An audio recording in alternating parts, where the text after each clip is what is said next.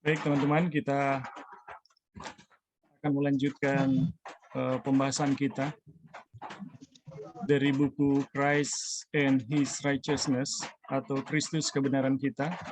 Dan kita saat ini ya sudah berada pada topik Tuhan kebenaran kita. Tuhan kebenaran kita, dan ini kita memasuki pada pembahasan yang ketiga ya. Dan mudah-mudahan ini yang terakhir untuk pasal ini.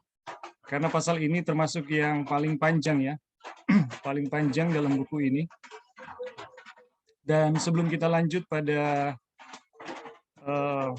bagian kita saat ini,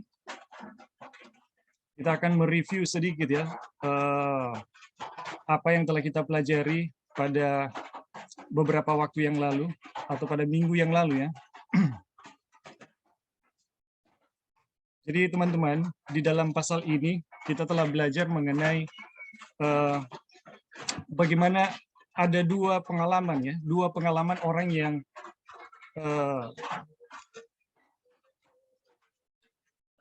yang datang kepada Tuhan ya, yang mencari kebenaran, dan dua pengalaman ini menjadi dua pelajaran bagi kita. Jadi pada beberapa waktu yang lalu ya, kita telah mempelajari ada cerita mengenai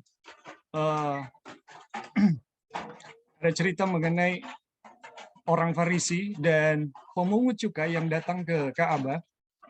Masing-masing mereka datang kepada Tuhan untuk memohon berkat ya.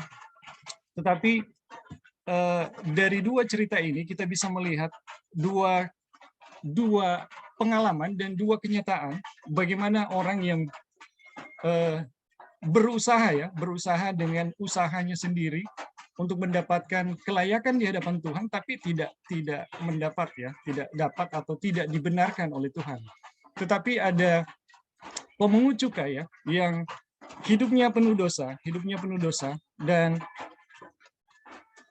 dalam pengalaman yang ia jalani, ia nyatakan ya di dalam cerita tersebut, justru dia yang dibenarkan. Yang Farisi adalah orang yang dengan bersusah payah, dengan tekun melakukan segala yang dituntut oleh Tuhan, tetapi tidak mendapatkan kebenaran. Sedangkan pemungut cukai ini merasa bahwa dia sama sekali tidak layak di hadapan Tuhan. Dia tidak melakukan hal-hal yang baik di hadapan Tuhan. Tetapi ketika dia datang kepada Tuhan, justru dia yang mendapatkan berkat kebenaran dari Tuhan. Teman-teman, dua pengalaman ini yang mengajarkan kepada kita bagaimana sebenarnya Tuhan membenarkan manusia dan bagaimana Tuhan memperlakukan ya orang yang merasa diri telah melakukan kebenaran Tuhan tapi tidak dibenarkan.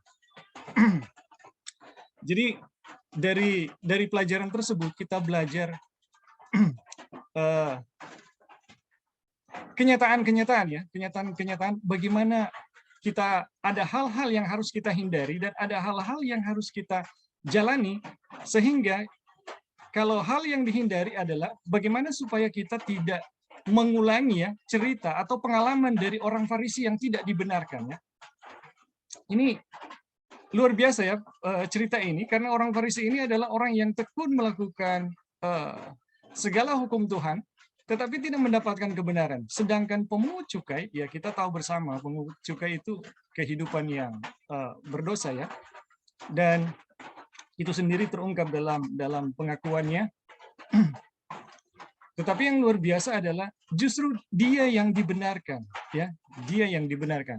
Dan teman-teman, dari dua kenyataan ini, Wagoner menjelaskan kepada kita bahwa di sini kita bisa melihat bagaimana kebenaran hukum Tuhan menuntut manusia berdosa ya untuk mencapai kebenaran tersebut.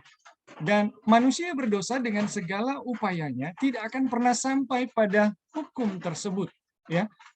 Kenapa demikian? Itulah kenyataan yang disaksikan oleh orang Farisi yang mencoba melakukan hukum tetapi tidak pernah sampai pada kebenaran hukum.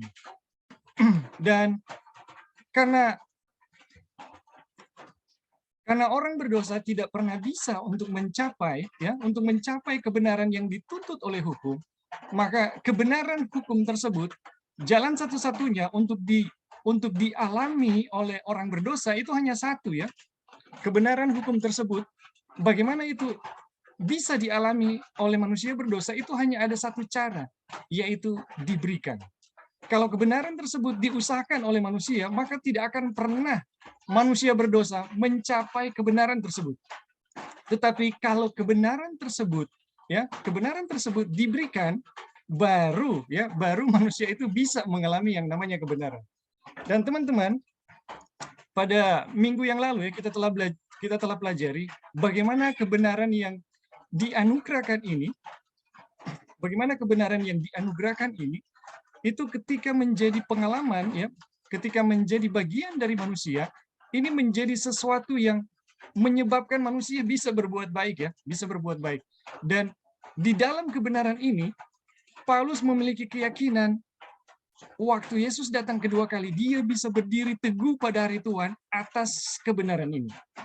Jadi kebenaran yang dianugerahkan ini adalah suatu kebenaran yang bisa membuat manusia itu berdiri teguh pada hari Tuhan, pada hari di mana Tuhan akan datang, ya. Dan kita juga telah pelajari ya pada minggu yang lalu, kenapa kebenaran itu harus dianugerahkan kepada manusia. Sebab kebenaran hukum yang menuntut manusia adalah satu kebenaran yang begitu tinggi. Ya, begitu tinggi. Setinggi apa kebenaran itu? Ya, setinggi langit dari bumi, ya. Begitu jauh dan luasnya hukum tersebut. Itu sama persis dengan karakter dan diri Tuhan itu sendiri. Itu sama persis dengan bagaimana Bapa itu sendiri. Karena hukum yang menuntut kita itu adalah salinan diri dari Tuhan itu sendiri. Dan tidak ada seorang pun, ya, atau makhluk ciptaan pun yang bisa mencapai kebenaran tersebut. Dan teman-teman, pengharapan kita hanya adalah satu, ya. Itu hanya bisa terjadi kalau kita mendapatkan kebenaran itu, hanya bisa terjadi kalau Yesus berikan kepada kita. Dan kenapa Yesus harus berikan?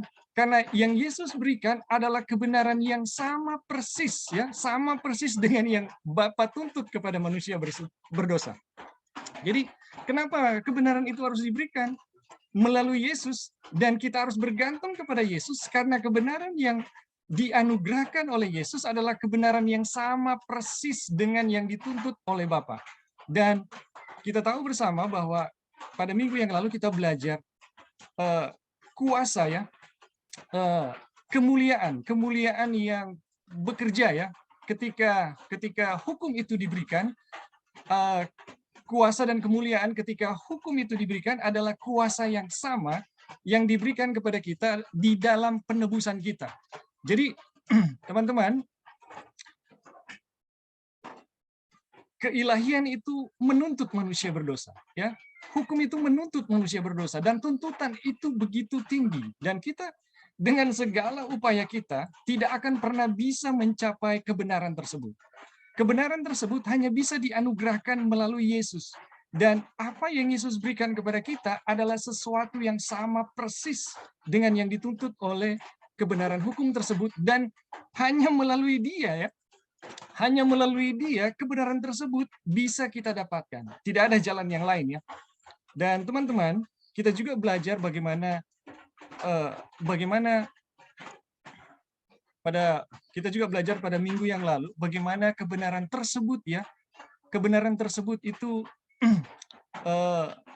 dipertahankan oleh Tuhan, ya, itu dengan cara memberi dirinya, ya, dengan cara memberi dirinya.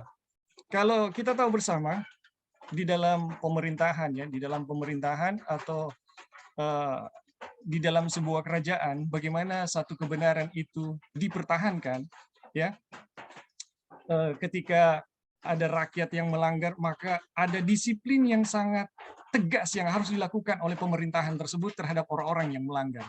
Tetapi yang luar biasa, bagaimana Tuhan mempertahankan kebenaran hukum, ya, di alam semesta ini. Kebenaran hukum di dalam kerajaan surga itu bukan dengan menyingkirkan ciptaannya, ya, bukan dengan mendisiplinkan ciptaannya, tetapi Dia sendiri yang berkorban untuk ciptaan tersebut. Dan ini satu hal yang luar biasa ya, tidak adil bagi Tuhan dan merupakan satu kasih karunia yang berlimpah-limpah bagi manusia.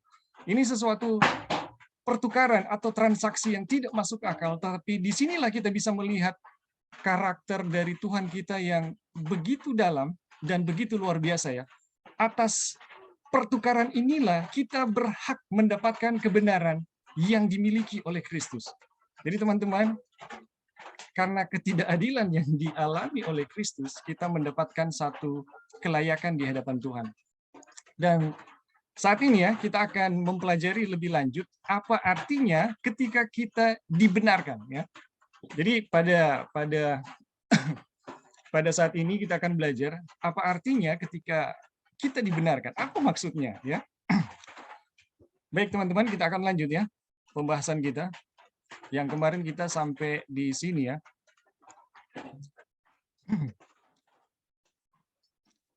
Tetapi kami akan membawakan gambaran itu lebih lanjut ya. Lebih lanjut untuk menyelesaikan masalah ini. Jadi kemarin kita telah belajar bagaimana kebenaran itu dikenakan kepada manusia ya. Dan apa artinya itu? Kebenaran, bagaimana kebenaran itu diberikan kepada manusia berdosa dan apa maksudnya ya untuk kita. Jadi tetapi kami akan membawakan gambaran itu lebih lanjut, yaitu bagaimana kebenaran itu diberikan ya kepada kita. Untuk menyelesaikan masalah ini, Sakaria 3 ayat 1-5 menyediakan solusinya. Tertulis sebagai berikut. Kemudian ia memperlihatkan kepadaku imam besar Yosua berdiri di hadapan malaikat Tuhan, sedang iblis berdiri di sebelah kanannya untuk mendakwa dia.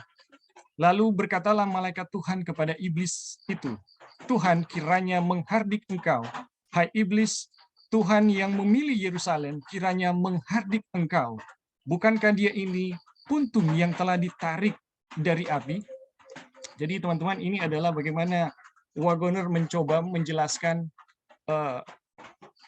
bagaimana proses Tuhan membenarkan kita ya, mengenakan jubah kebenaran kepada kita. Ini dari pengalaman Yosua sebagai imam besar ya. Adapun Yosua mengenakan pakaian yang kotor waktu dia berdiri di hadapan malaikat itu yang memberikan perintah kepada orang-orang yang melayaninya. Tanggalkan pakaian yang kotor itu daripadanya, dan kepada Yosua ia berkata, lihat, dengan ini aku telah menjauhkan kesalahanmu daripadamu. Aku akan mengenakan kepadamu pakaian pesta. Kemudian ia berkata, taruhlah serban tahir pada kepalanya. Maka mereka menaruh serban tahir pada kepalanya, dan ia mengenakan pakaian kepadanya, sedang malaikat Tuhan berdiri di situ. Kita lihat ya penjelasan Wagoner mengenai ayat tersebut ya. Perhatikan dalam kisah di atas bahwa menanggalkan pakaian kotor adalah sama dengan menghilangkan kesalahan dari orang tersebut. Teman-teman, apa artinya mengenakan jubah kebenaran tersebut? Ini dijelaskan oleh Wagoner ya. Perhatikan ya dalam kisah di atas bahwa menanggalkan pakaian kotor adalah sama dengan menghilangkan kesalahan dari orang tersebut. Jadi, ketika Kristus menutup kita dengan jubah kebenarannya sendiri, dia tidak memberi satu jubah untuk menutupi dosa, tetapi sebaliknya, dia menghapus dosa itu. Jadi teman-teman, ada banyak orang berpikir bahwa ketika Tuhan mengenakan jubah kebenaran, itu hanya menutupi ya. Jadi seperti kita yang kotor, kemudian ditutupi dengan baju yang bersih. Itu bukan demikian ya, berdasarkan ayat yang kita pelajari mengenai Yosua imam besar ya. Jadi ketika Tuhan mengenakan jubah kebenaran kepada kita, itu artinya dia menghapus dosa itu. Hal ini, kita lanjut ya, hal ini menunjukkan bahwa pengampunan dosa adalah sesuatu yang lebih dari sekedar bentuk dan lebih dari sekedar mencatat dalam buku sorga yang menyatakan bahwa dosa telah dihapus. Teman-teman, ini sering ya kita berpikir bahwa kalau Tuhan mengampuni, catatan dosa kita itu semacam dihapus atau dicentang ya, dicentang kemudian dihapus ya. ini bukan demikian ya. Kalau Tuhan mengampuni kita, Tuhan mengampuni kita atau membenarkan kita, itu bukan hanya menghapus catatan keberdosaan kita di kerajaan surga ya.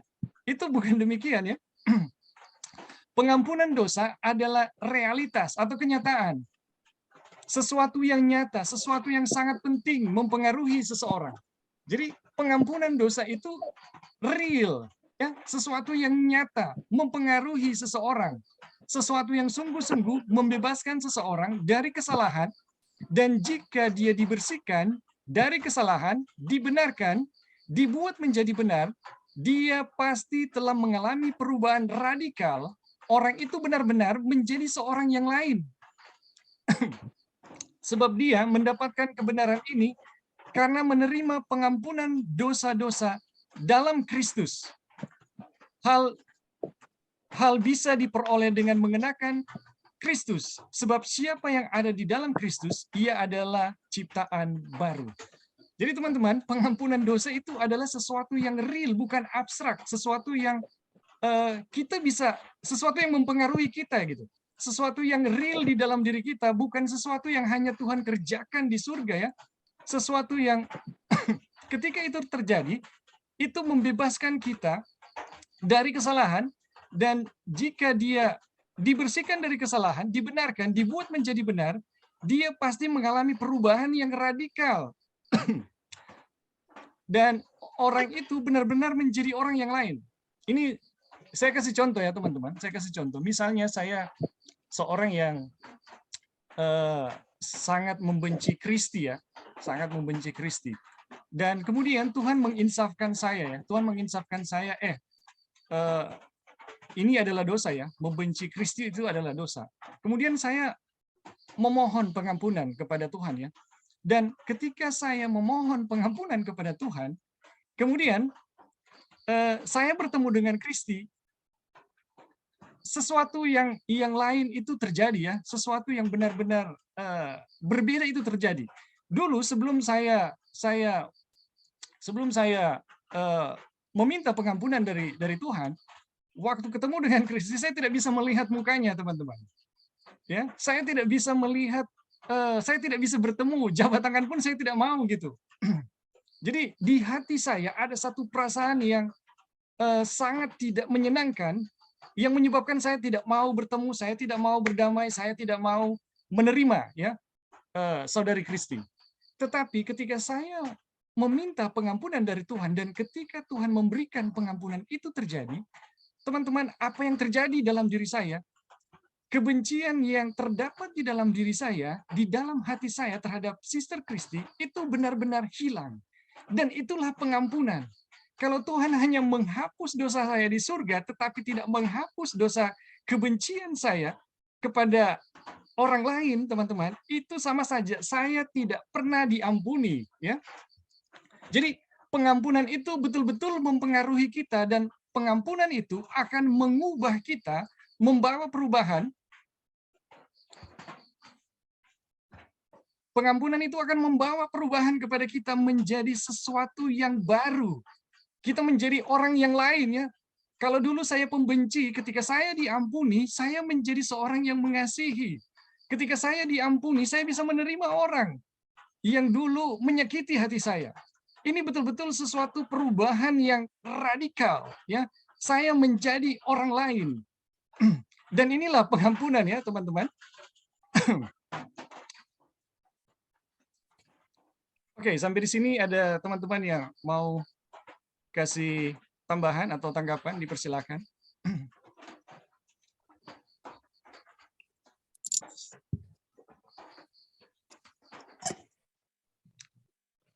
Ya. Ada teman-teman yang mau kasih tambahan atau tanggapan atau pertanyaan, dipersilakan. Boleh saya bertanya? Oh ya, silakan, Brother Irvin.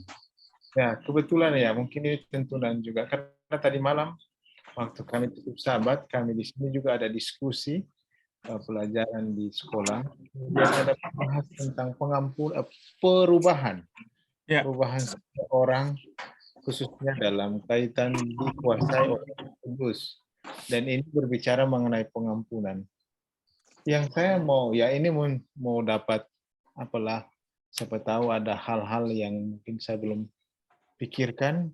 Kira-kira untuk bisa tahu saya sudah mendapat pengampunan itu, apakah bisa saya tahu secara pribadi atau itu berdasarkan evaluasi dari orang lain? Ya, sampai situ, Brother Irvin? Atau? Ya itu saja. Oke, oke. Ya. Jadi kalau Itu saja. kita diampuni, apakah itu kita bisa tahu secara pribadi atau bisa juga dilihat ya oleh orang lain? Ya. Dan kalau kita pelajari ya, kalau kita pelajari dari pembahasan kita, itu dua-dua ya, kita bisa rasakan teman-teman. Karena terus terang ya, misalnya saya membenci Sister Christy ya, kemudian saya mengatakan saya sudah minta ampun kepada Tuhan ya, kemudian saya datang kepada Sister Christy, tapi hati saya nggak enak gitu, hati saya masih bergejolak dengan kebencian. Jadi apakah itu adalah sebuah pengampunan ketika misalnya ya 1 jam sebelumnya saya sudah berdoa sama Tuhan, Tuhan tolong ampuni.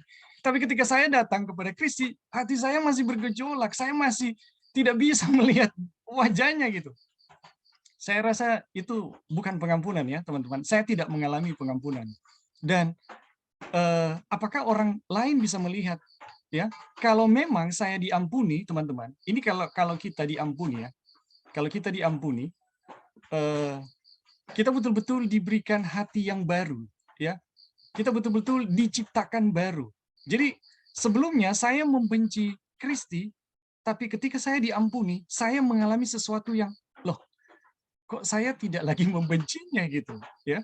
Kok saya bisa melihat dia gitu dengan lapangnya gitu. Saya bisa mendatangi dia gitu dengan ringannya gitu. Itu sesuatu yang real ya, sesuatu yang real kita rasakan, sesuatu yang real mempengaruhi kita gitu. Sesuatu yang nyata saya bisa rasakan, dan apakah orang lain bisa melihatnya? Ya jelas bisa melihatnya teman-teman. Ketika saya ketemu dengan Kristi dan bisa berjabat tangan, bisa berbicara dengan akrab, orang lain yang dulu menilai, oh saya bermusuhan, tapi kok dia bisa akrab lagi gitu. Itu sesuatu yang bisa dilihat. Kalau sesuatu yang hanya pura-pura, teman-teman, saya mungkin bisa berjabat tangan ya, tapi saya tidak bisa akrab gitu. Saya tidak bisa apa ya namanya bahasa yang tepat ini. Saya tidak bisa lagi kalau saya diampuni ya, benar-benar diampuni, saya jadi betul-betul bisa menyatu lah. Kita bisa damai dengan Yesus Kristus. Itu bukan sesuatu yang harus dibuat-buat ya, tetapi itu adalah sesuatu yang alami yang Tuhan buat kepada kita, seolah-olah saya tidak pernah mengalami hal tersebut. Dan itu adalah satu kekuatan buat kita, buat saya ya, buat saya untuk mendekati Sister Christy yang dulunya bermasalah dengan saya. Kalau saya tidak pernah terjadi hal demikian, teman-teman, itu artinya saya munafik kalau saya berjabat tangan ya. Saya apa ya, pura-pura dekat gitu. Padahal di dalam hati saya ini bergejolak luar biasa gitu. Kira-kira seperti itu ya, kira-kira seperti itu. Mungkin ada teman-teman yang lain yang mau menambahkan atau mengomentari. Terima kasih. Iya, mau sedikit. Ya, silakan Brother Dave. Tadi kan sampaikan bahwa pengampunan itu apa yang kita rasakan gitu kan, tadi sudah jelaskan sama Brother Edwin tadi. Yang saya coba tadi pahami juga begini, ada faktor kita juga sebenarnya ya. Kalau memang berdasarkan tadi kan dikatakan kalau pengampunan itu terjadi dalam diri kita akan damai lah bahasanya, hati kita damai, kita mau mengampuni. Tetapi kalau kita masih belum dapat yang itu, ada faktor dari kita sendiri gitu. Karena yang kita tahu di firman Tuhan kan katakan Tuhan itu memberikan pengampunan yang seluas-luasnya. Dia tidak lihat apapun, kalau kita minta pasti dikasih pengampunan. Cuma masalahnya mungkin kepada diri kita sendiri gitu. betul-betul nggak kita minta pengampunan gitu, sehingga damai itu terjadi gitu. Walaupun kita hanya 1 jam sebelumnya minta pengampunan, tetapi memang hati kita memang belum ikhlas, ya mungkin damai itu nggak kita terima gitu. Jadi bukan faktor misalnya Allah itu nunda-nunda apa kasih pengampunan sama saya, nggak begitu kalau menurut saya kan. Tuhan seluas-luasnya memberikan pengampunan. Masalah damai dengan hati kita itu sebenarnya dari kita juga kan gitu, ada faktor internal kita gitu. Mau nggak minta pengampunan dari Tuhan? Nah, mungkin itu brother. Ya. Ya, terima kasih Brother Dave. Bagaimana, ada teman-teman yang lain? Saya lebih. Ya, silakan Sister Joy. Ya, jadi sebenarnya untuk mengerti mengenai pengampunan, kita mungkin harus mengerti arti kata pengampunan itu sendiri. Kalau bahasa Inggris, itu kan pengampunan itu forgiveness. Jadi, waktu kita belajar itu, Wagner juga uraikan apa arti kata pengampunan, dan Ellen White juga. Jadi forgiveness itu adalah, kalau kita bahagi dua ya katanya, forgive gitu. Jadi ada kata for dengan ada kata give. Jadi kalau kita pelajari itu, kata pengampunan itu atau forgive, itu adalah saya give sesuatu for, untuk mendapatkan sesuatu. Jadi apa yang saya give, terus saya dapat sesuatu. Jadi itu kita give itu kita punya dosa for, untuk mendapatkan kebenaran Kristus. Itu artinya forgiveness atau forgive ya. Jadi waktu Tuhan forgive kita, we give our sins and God give dia punya righteousness.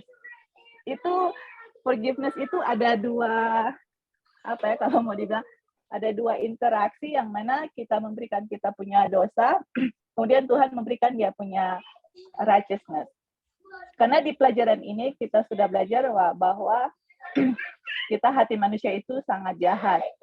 Dari dalam hati itu keluar persinahan, percabulan, terus Yesus juga kasih ilustrasi, apakah dari pohon yang tidak baik itu akan keluar buah yang baik? Tentu saja tidak ya.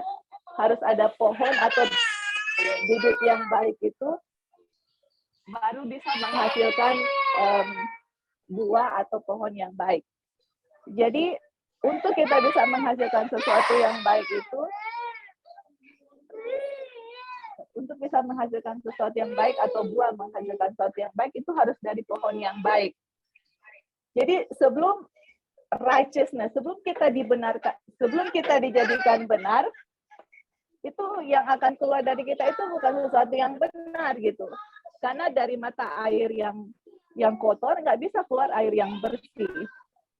Nah, untuk kita bisa menghasilkan yang tadi Brother Izin tanyakan, apakah orang lain bisa lihat, untuk bisa menghasilkan buah dari roh, itu kita harus dibenarkan dulu gitu.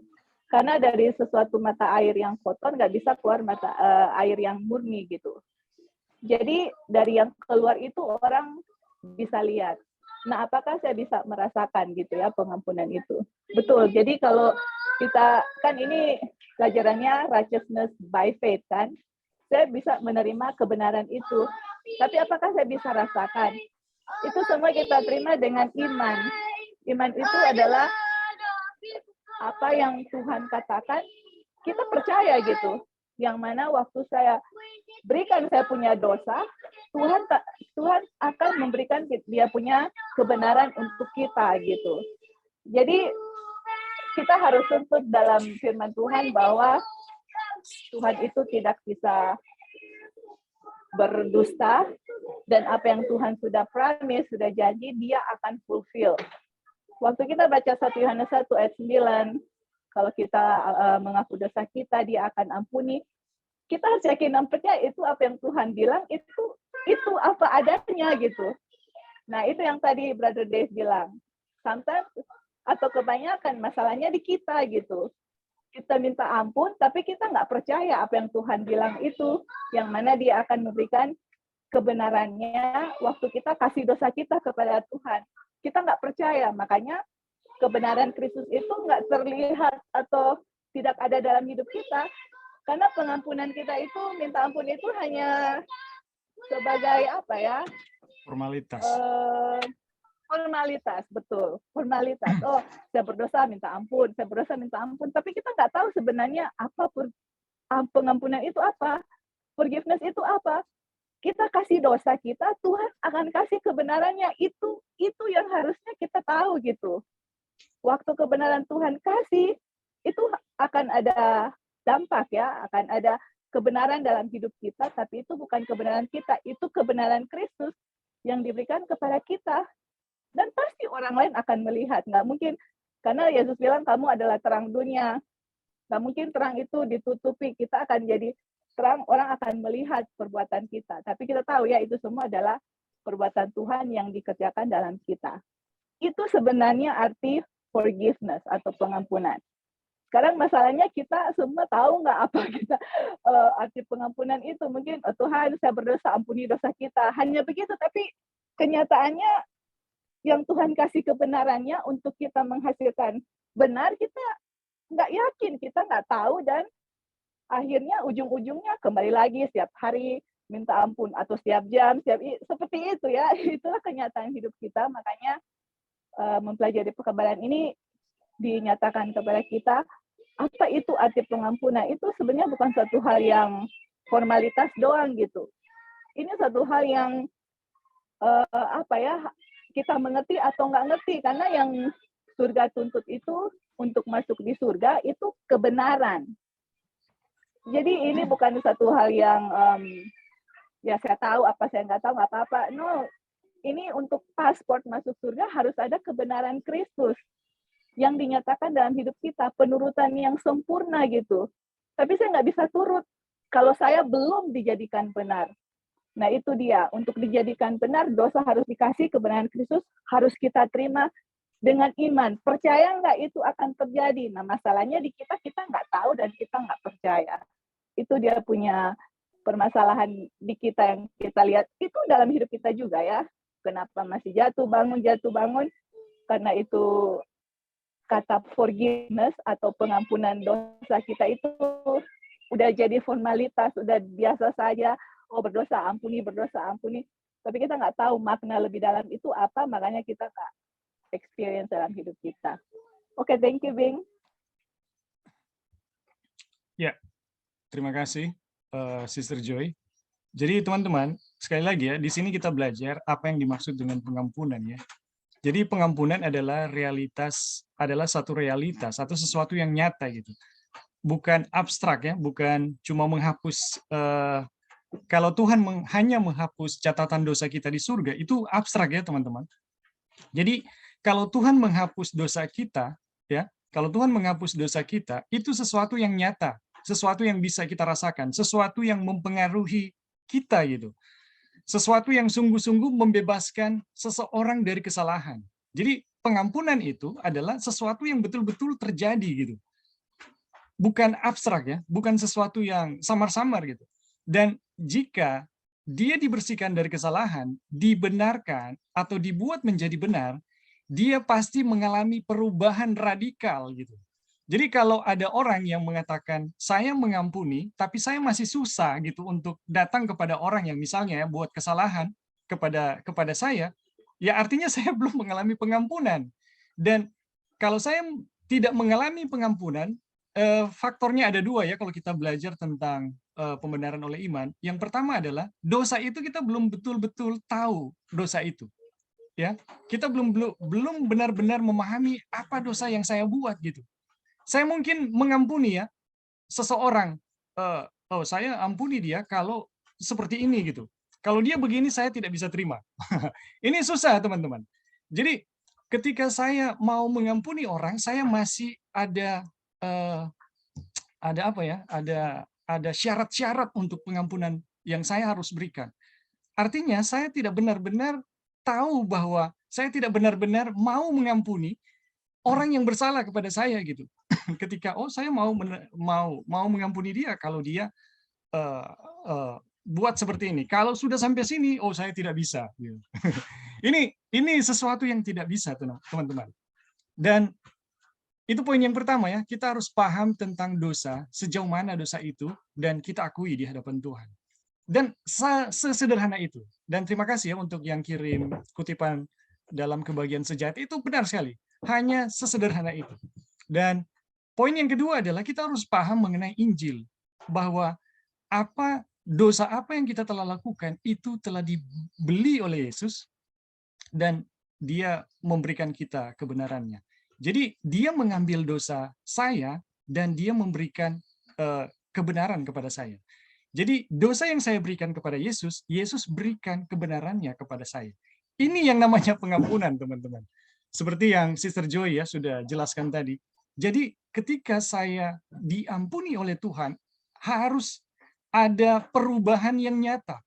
Tapi kalau tidak terjadi, pasti masalahnya di dua hal tersebut ya. Mungkin dosa yang kita tidak benar-benar akui, ya, atau Injil yang kita nggak benar-benar paham. Hanya dua kemungkinan ya teman-teman itu terjadi, sehingga pengampunan itu tidak terjadi kepada kita. Perubahan yang nyata tidak terjadi. Tapi kalau dua-duanya kita tahu, kita betul-betul paham, dan dua-duanya kita jalani, itu pasti terjadi perubahan yang radikal kepada kita. Kita bisa menjadi manusia yang lain. Yang dulunya saya pembenci, saya bisa jadi orang yang pendamai. Sekalipun itu hanya beberapa menit ya. Saya misalnya disakiti dan kemudian saya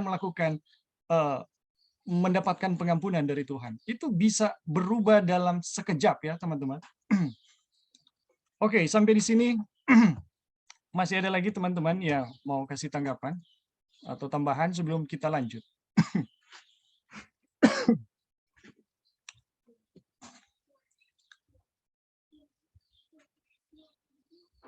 Oke, kalau sudah tidak ada, kita lanjut ya.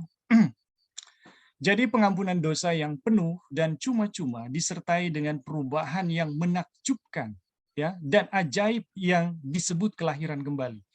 Jadi teman-teman, pengampunan dosa yang cuma-cuma itu akan mengalami satu perubahan menakjubkan di dalam diri orang berdosa yang disebut kelahiran kembali. Jadi dulunya saya sulit mengampuni, tapi ketika saya diampuni, ketika saya dilahirkan kembali, loh kok saya bisa ya mengampuni gitu. Dulu saya kalau di saat situasi terjepit, saya mudah sekali berbohong gitu. Tapi ketika saya diampuni, ketika saya dilahirkan kembali, loh kok saya bisa tetap berdiri teguh di atas kebenaran tanpa harus berbohong, teman-teman. Ini kelahiran kembali, ini namanya pengampunan ya. Sebab seseorang tidak dapat menjadi ciptaan baru kecuali melalui kelahiran kembali. Hal ini sama dengan memiliki suatu hati yang baru dan bersih. Aduh, luar biasa ya. Jadi kelahiran kembali, pengampunan itu adalah artinya kita memiliki sesuatu yang baru, satu hati yang baru dan bersih. Jadi kalau dulunya saya pembenci, teman-teman, ketika saya diampuni, ketika saya dilahirkan kembali, saya memiliki satu hati yang tidak lagi membenci, ya. Saya memiliki satu hati yang mengasihi gitu. Dan inilah pengampunan ya, teman-teman. Hati yang baru adalah hati yang mencintai kebenaran dan membenci dosa. Jadi apa artinya hati baru ya? Teman-teman, hati baru ternyata adalah hati yang mencintai kebenaran dan membenci dosa. Jadi ketika saya diampuni, dilahirkan kembali, saya memiliki yang namanya hati baru. Dan kalau saya memiliki hati yang baru, apa yang terjadi dengan hati saya? Hati saya akan mencintai kebenaran dan membenci dosa. Jadi teman-teman, kalau kita mengatakan saya telah diampuni oleh Tuhan, tetapi hati saya ya tidak suka dengan kebenaran, dan sebaliknya mencintai dosa, itu tanda tanya, teman-teman ya. Apakah saya telah dibenarkan oleh Tuhan, atau apakah saya telah diampuni oleh Tuhan, tapi saya masih mencintai dosa? Ini tanda tanya ya. Itu berarti saya butuh pengampunan ya, yang sejati dari Tuhan. Adalah hati yang mau dituntun pada jalan kebenaran. Jadi hati yang mencintai kebenaran, membenci dosa adalah hati yang mau dituntun pada jalan kebenaran, bukan hati yang keras ya, hati yang memberontak ya.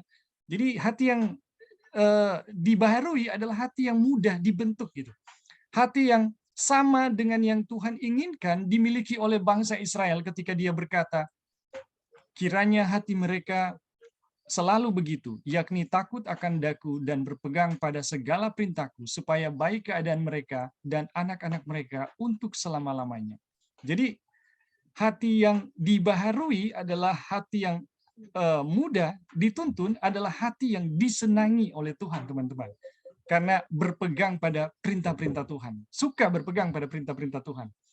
Kesimpulannya adalah hati kita bebas dari cinta dosa dan rasa bersalah yang diakibatkan oleh dosa.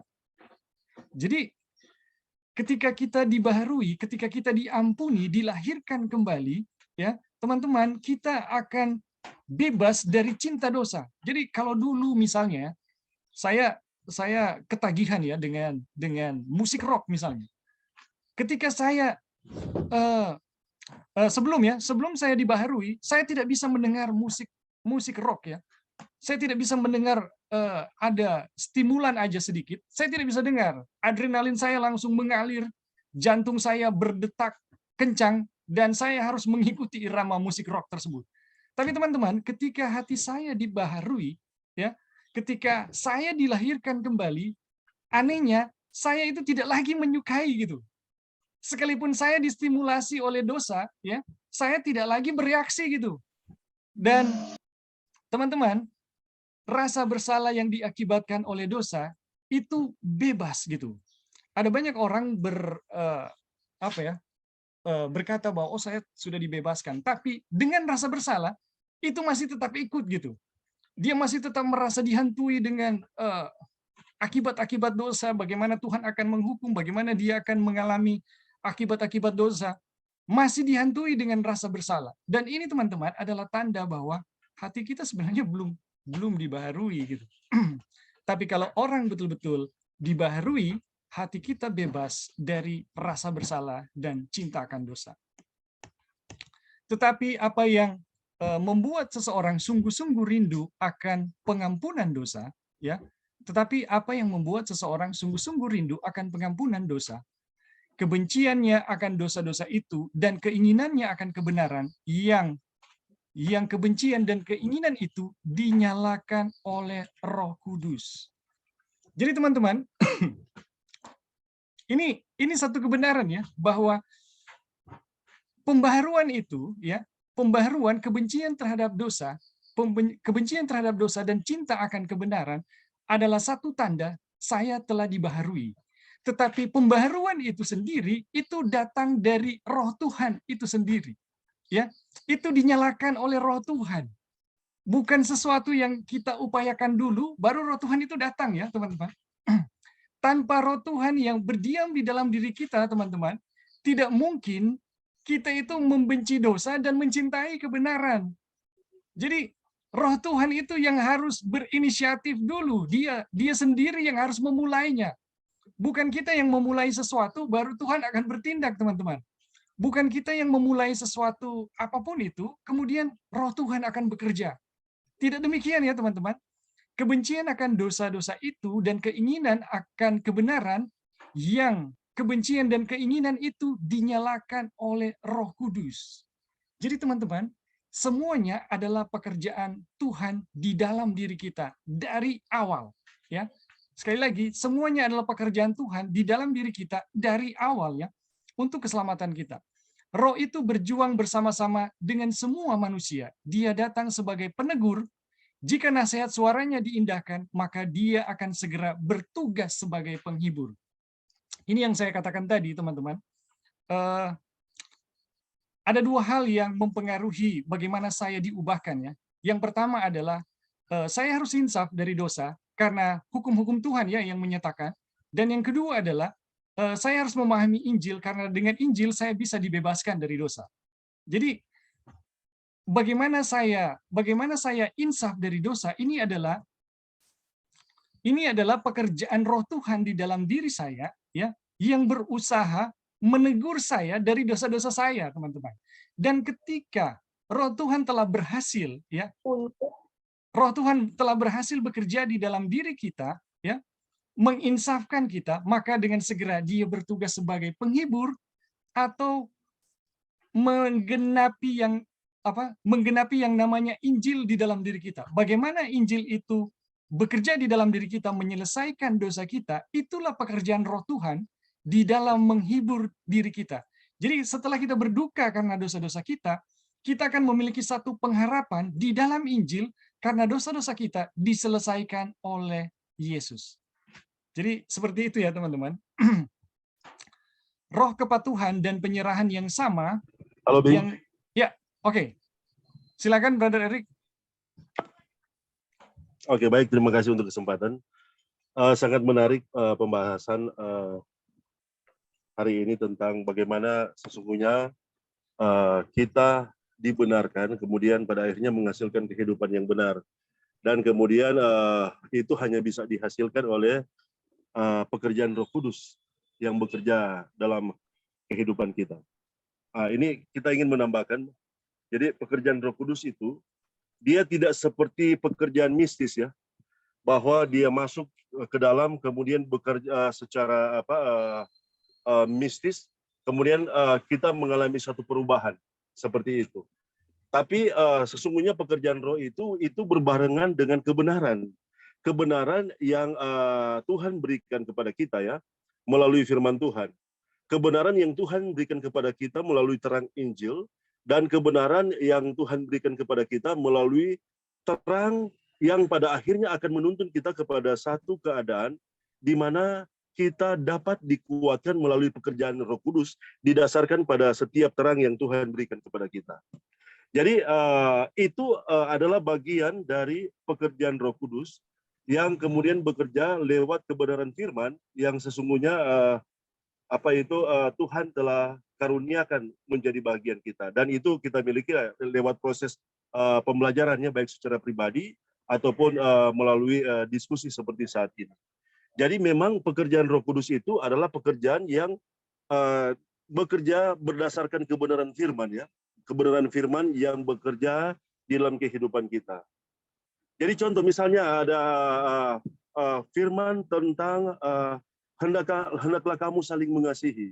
Nah, itu adalah bagian dari pekerjaan Roh yang menggerakkan kehidupan kita di dalam kebenaran itu, dan kemudian pada akhirnya kita akan menghasilkan satu kehidupan yang saling mengasihi. Ya.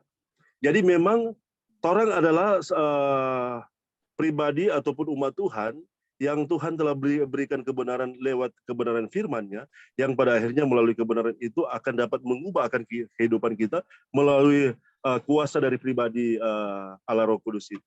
Jadi kita tidak bisa mengalami satu perubahan yang kita harapkan lewat pekerjaan Roh Kudus ya, tanpa terang kebenaran firman atau terang kebenaran Injil yang menerangi akan hati kita atau kehidupan kita ya. Sehingga memang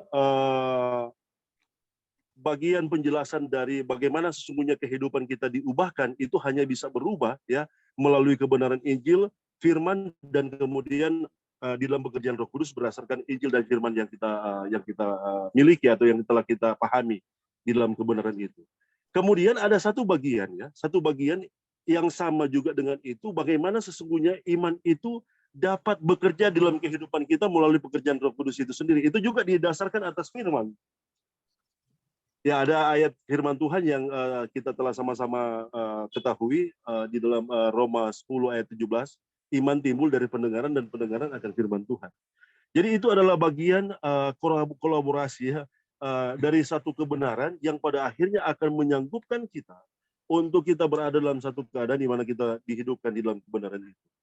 Dan memang ini adalah bukan ini tidak akan dihasilkan dengan kemanusiaan atau kuasa kemanusiaan.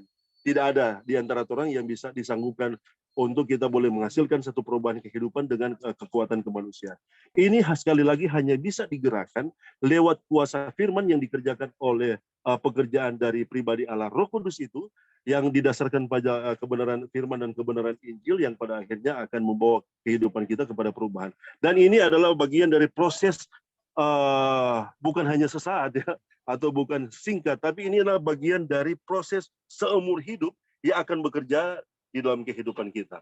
Akan ada satu titik di mana kita akan penuh dari Injil yang kita yang kita pelajari, yang kita terima oleh iman, itu akan menjadi penuh, dan di mana ketika Injil dan yang kita pahami, yang kita miliki lewat iman itu akan sesungguhnya bekerja sepenuhnya, dan ketika Injil itu menjadi penuh, maka di sanalah Roh Kudus itu bekerja sepenuhnya dalam kehidupan kita dan menghasilkan kehidupan yang sempurna, ya, sempurna di dalam kebenaran Yesus. Dan itu kita akan miliki.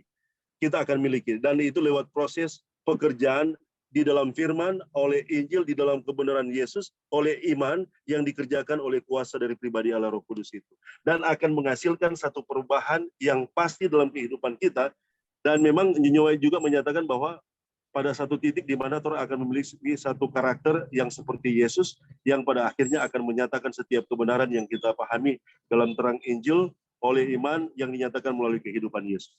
Oke, mungkin itu Bing yang bisa ditambahkan. Terima kasih. Ya, terima kasih Brother Eric. Jadi betul sekali ya bahwa pekerjaan Roh Tuhan itu sangat dipengaruhi oleh terang yang kita miliki, ya. Dan kita bisa lihat ya fakta bahwa ahli Taurat yang memiliki terang yang palsu, teman-teman, itu bagaimana mereka mencoba menyatakan Roh Tuhan, ya, kepribadian Roh Tuhan dalam hukum-hukum Tuhan itu adalah satu kegagalan, ya, satu kegagalan. Dan itu tidak akan pernah terjadi. Kenapa? Karena pengetahuan atau terang yang mereka miliki itu adalah terang yang palsu atau terang yang keliru, ya. Dan itu yang menghambat Roh Tuhan itu bekerja di dalam diri kita. Jadi sangat penting ya buat kita untuk bagaimana Roh Tuhan bisa bekerja sepenuhnya di dalam diri kita, kita memahami apa yang namanya terang tersebut. Oke, teman-teman. Kita lanjut ya. Karena ada satu diskusi menarik sebentar, teman-teman. Kita akan diskusikan.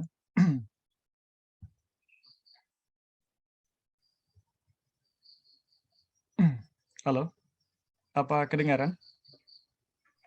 Bisa, Bing. Kalau share screen kelihatan nggak? Kelihatan, Bing.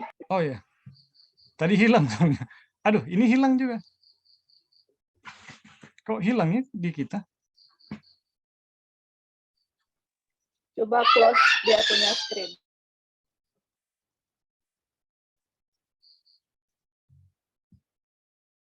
Oh, sama ya.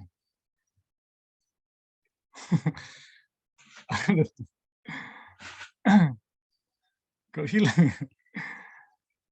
Bukan hilang, tapi kayak blur gitu. Coba kita tutup dulu ya. Sama di saya juga blur ini. Oh, blur.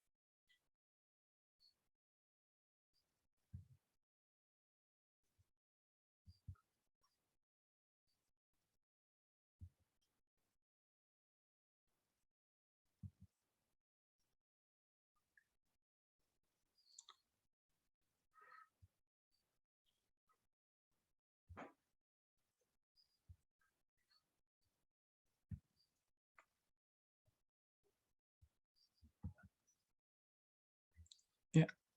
Apa kelihatan, teman-teman? Iya, sudah. Masih Oke. loading.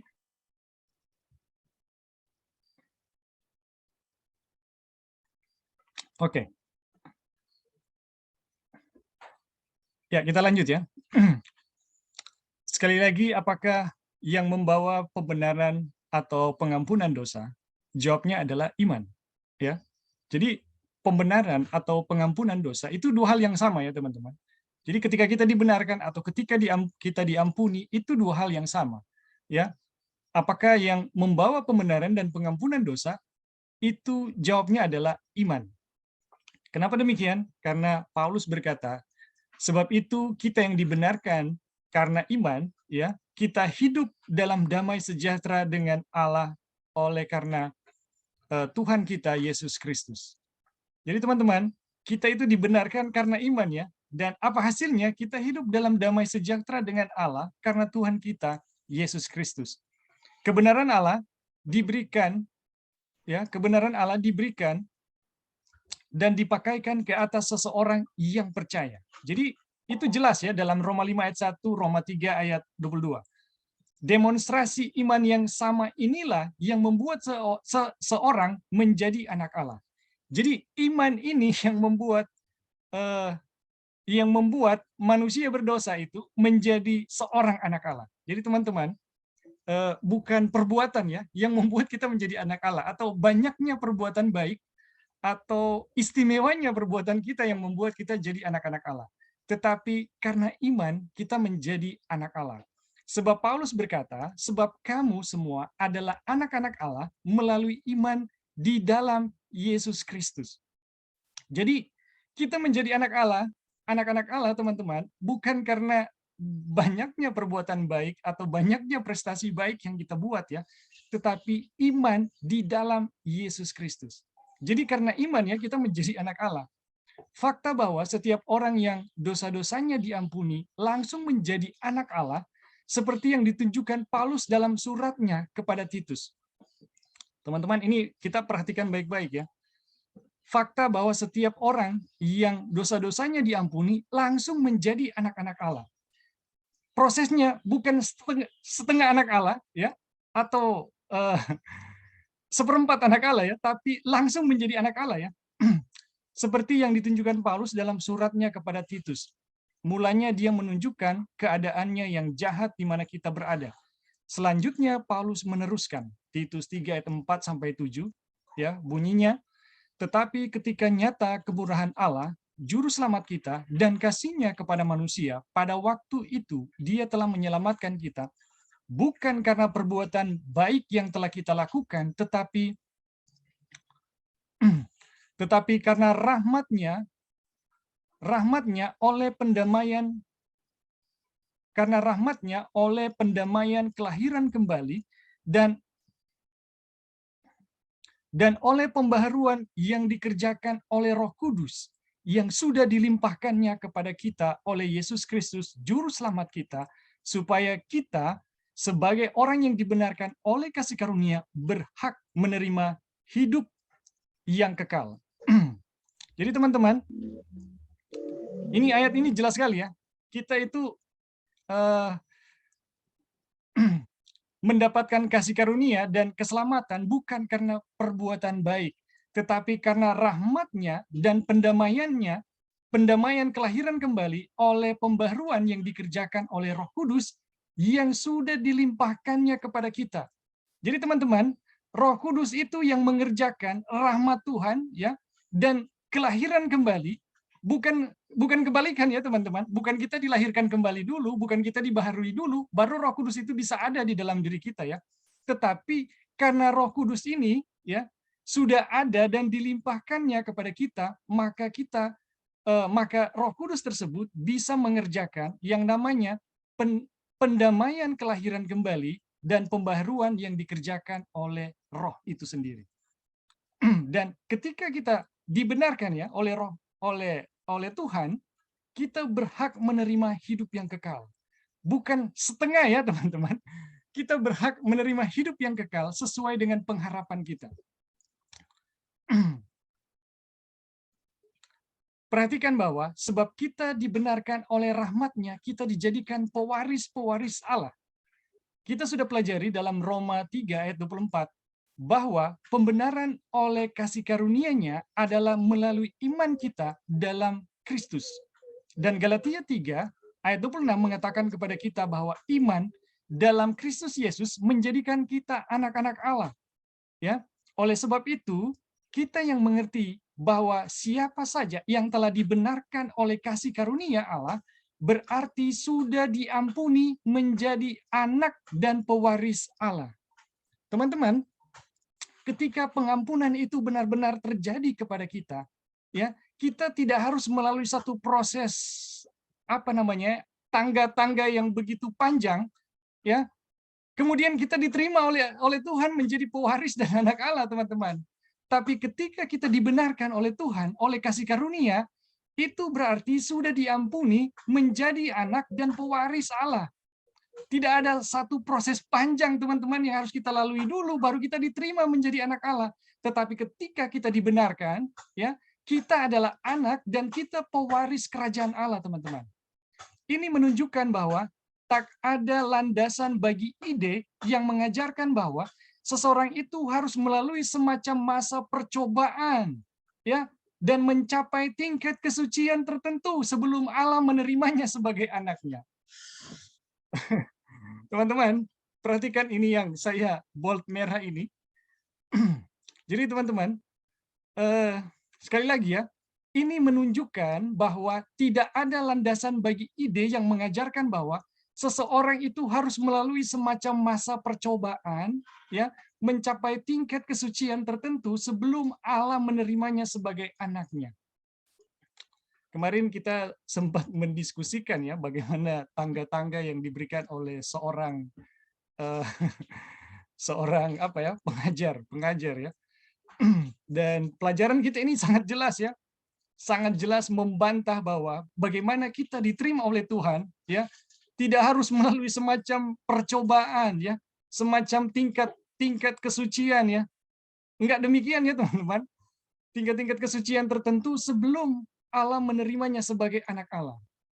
Teman-teman, kalau kita meyakini bahwa untuk diterima sebagai anak Allah, untuk layak diterima menjadi pewaris kerajaan Allah, kita harus melalui semacam percobaan ya, semacam tangga-tangga penyucian, teman-teman.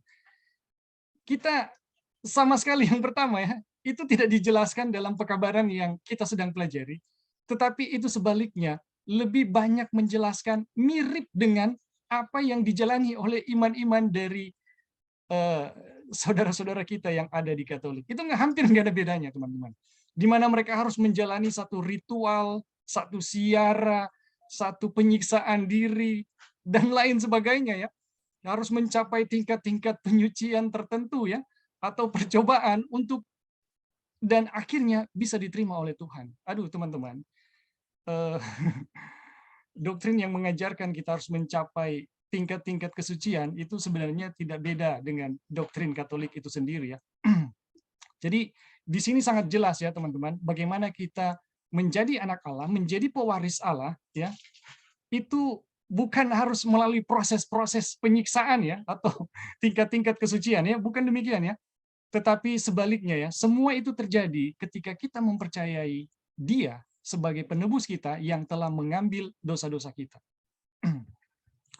Dia menerima kita sebagaimana kita adanya. Jadi teman-teman, penerimaan Tuhan itu bukan karena ada sesuatu dari kita gitu. Ya. Tuhan menerima kita sebagaimana adanya, apapun keadaan kita gitu. Dia mengasihi kita bukan karena kebaikan kita gitu. Jadi bukan karena kita begitu rajin melayaninya, Dia mengasihi kita, teman-teman. Bukan karena kita begitu giat dalam pekerjaannya, Tuhan mengasihi kita. Tetapi karena kebutuhan kita gitu. Kita butuh dikasihi, teman-teman. Dia menerima kita bukan demi sesuatu yang Dia lihat dalam kita.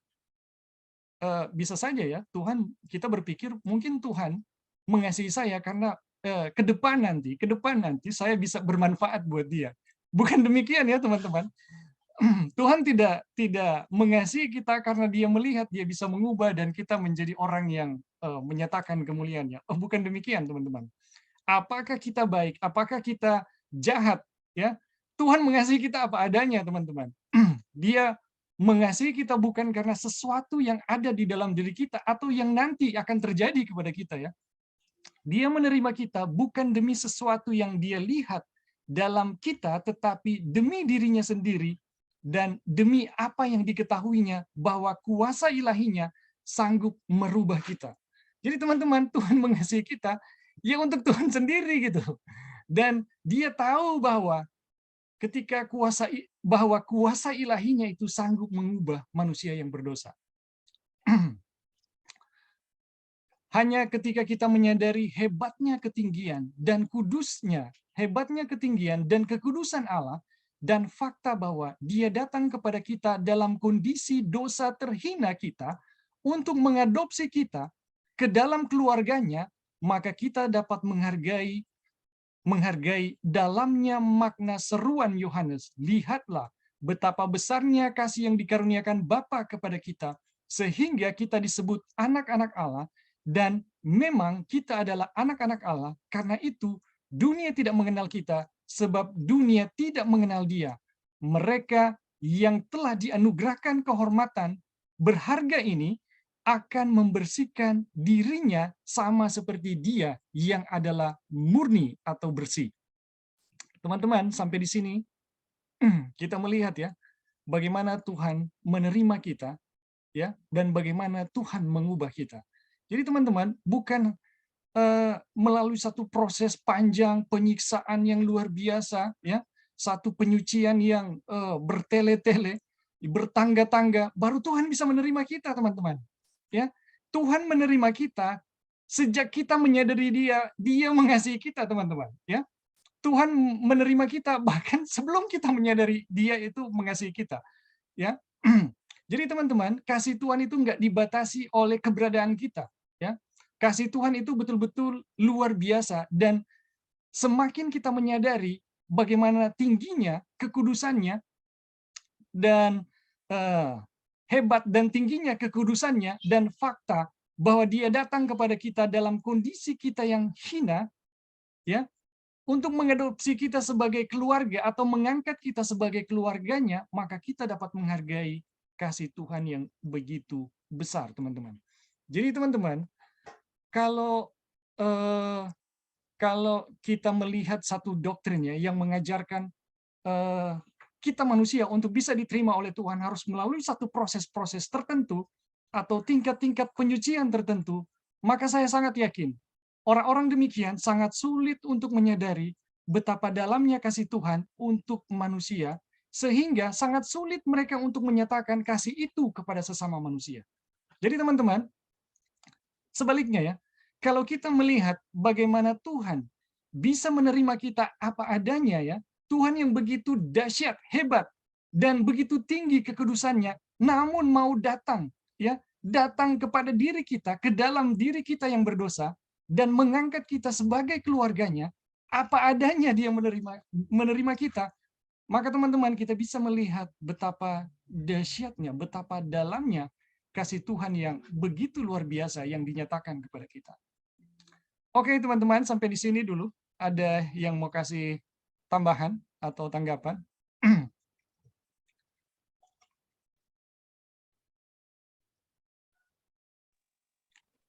Ya, brother, saya mau tanya. Ya, silakan, Brother Dave.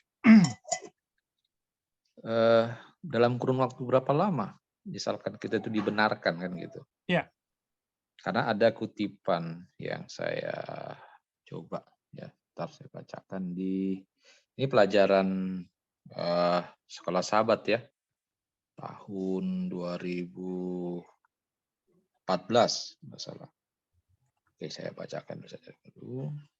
Katakan begini.